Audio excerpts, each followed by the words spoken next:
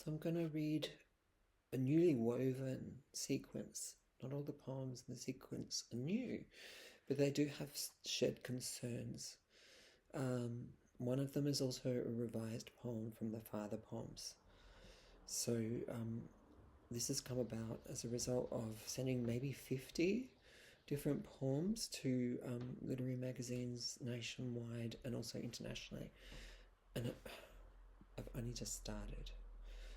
Because there's a whole bunch of others that I want to send as well, particularly internationally, because I have so many poems. Some are better than others, obviously. So I'm thinking about Missouri Review, the Tin House, Harvard Review, London Magazine, Poetry USA, Rattle, and Poetry London. I know, ambitious, right? Let's just get started.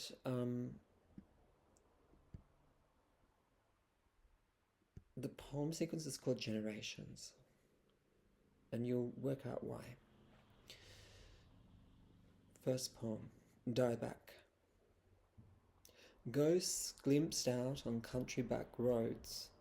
What haunted most, their slate grey thinness, stripped of epidermis, as in advanced stages of leprosy. I wasn't a stranger to damage, all too common in bushland. Crossing the ashed-out rim of casual burn-offs was a child's garish pastime, curious to see what remained, a tarred gallery of the raw and the cooked, sticky as oil slick.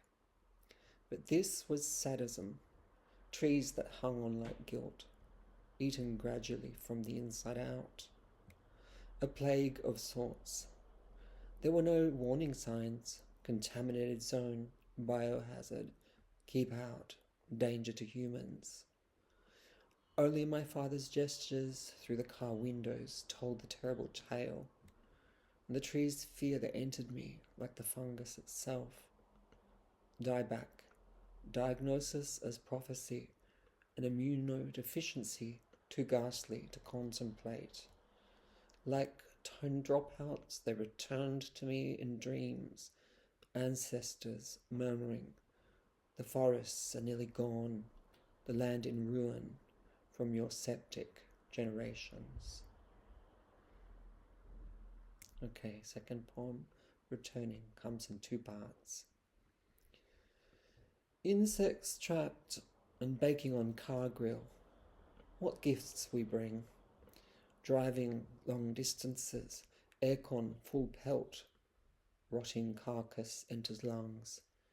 Emu after roo, squashed flat as attack, and random cat in the middle of nowhere. Birdwing flaps out of tarry mark. 2. Life was pubs, gold mining towns, women. Each time he'd return from out bush, rusted like bust metal, he'd carry tales of contagion, shotguns, police, black fellas, queers lurking. Now the third poem, and the final one, Evictions. 1. Out of the dustpan, the musty corners, cobwebbed illegibles, out from underneath that mangled shape of a person sleeping in the cold mist, over the notices of eviction, the cut wires loose and live, out of the static, the clamour of mice, trailing secret lives, eating cardboard boxes, flour, anything that can be chewed and shut out. City buildings shiver like false hope. 2. I remember where we lived. The hallways were endless. An old house built in the 20s. In Gulumrook, place of the young man. The gum trees through liquid shadows. I climbed to the roof most nights, living this high on the outside. 3. Every act illegal. Whether you love him like that, the place you squat, property of someone else. 4. A lockout, a generation of drunkards who know the world as prison or perennial house arrest. I see my father's life like this. I hear him pacing, overgrown on his acid misery. It's easier to break down than out. 5. These days things defy their forms. The tree I once climbed has bent, scalded by lightning.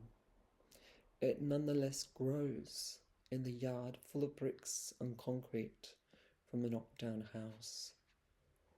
All footfalls finally evicted. So you might have got the gist then of the concerns of this sequence, and they are very hauntingly settler Australian, of course. I try to disrupt through the images of just what the impacts have been, the masculinity of the settler colonial, and the ravages, the returns even.